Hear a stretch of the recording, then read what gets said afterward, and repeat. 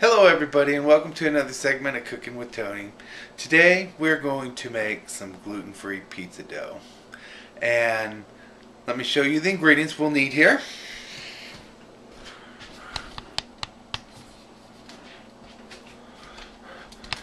First, we're going to have our water. This is all we're going to need is water, some Crisco oil, some flour, some gluten-free all-purpose baking mix. It actually calls for Bisquick gluten-free, but I am going to use this here. You can find it in your gluten-free section of your grocery store.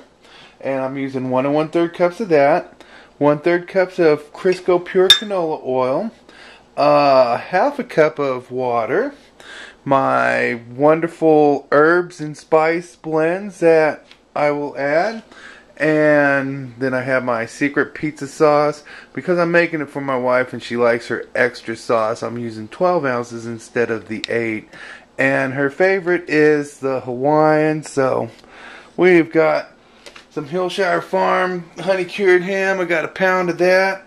I got some tidbit pineapple chunks. It makes it really yummy.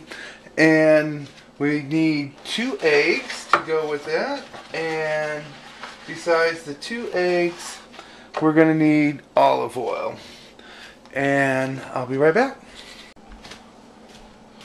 Okay, in the original recipe, it calls for the 1 1/3 cups Bisquick and a half a teaspoon of Italian seasoning or sweet basil. Well, I'm Italian and that just ain't enough for me and stuff. So first you want to do is blend all your dry ingredients together, and we're going to start with some oregano, and I like to use about a half a teaspoon of oregano. Sweet basil, I like that a little more, so I add a little more sweet basil to that.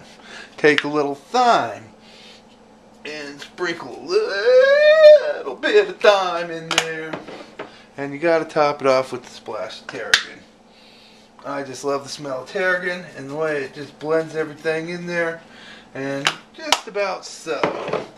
And you just go ahead and stir all these ingredients up in here and that, and you got a little bit of Tony's special Italian blend. Okay. You also want to have your oven preheated at 425 degrees, because once we start adding the liquids, it's going to be going like this. So be right back when the oven's preheated. Okay, this is a sticky dough, so you can't be shy to use some olive oil on this so it doesn't stick to your fingers and everything. Don't be afraid to get your hands in it, and you just smash it on out.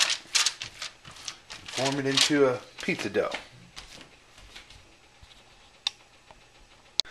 Okay, once you're done pressing out your pan, you want to stick it in the oven, and the original recipe calls to bake it at 425 degrees for 15 minutes.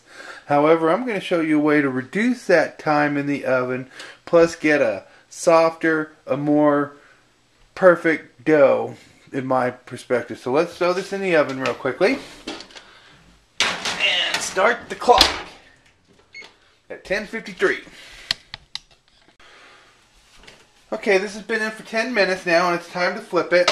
So I'm going to use an old lid for a pot. Remember, this is hot, so got to be careful. Flip. So, and slide like so, and you got a nice cooked top ready for the sauce in the bottom, and it'll finish up on the bottom. Okay, I got the sauce on our gluten-free pizza, and when it's gluten-free, for some reason it likes to absorb sauce, so I use extra sauce on that. Now we're going to put some mozzarella on it. I buy the 5-pound bag anymore because it's the most cost efficient. And we'll top the mozzarella on here. My wife likes lots of yummy cheese, so gotta make sure it's perfect for the wife.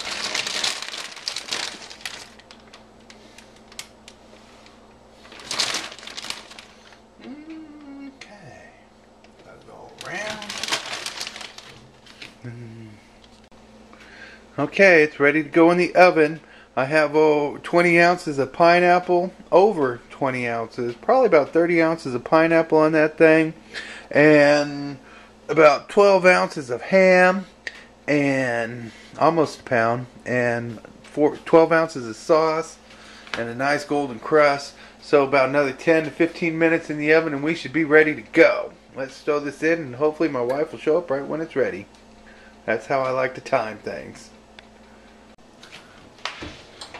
Voila. Wow. Beautiful.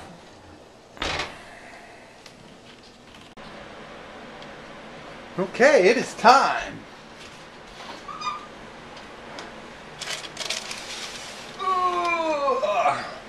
Voila, this is how my wife loves it.